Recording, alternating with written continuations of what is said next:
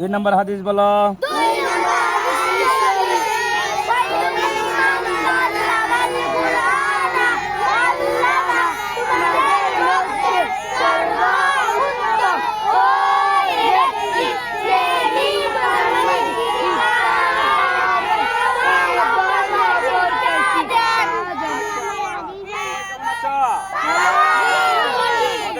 তোমাদের কাছে কেমন লাগে? আমাদের মাদ্রাসার নাম কি?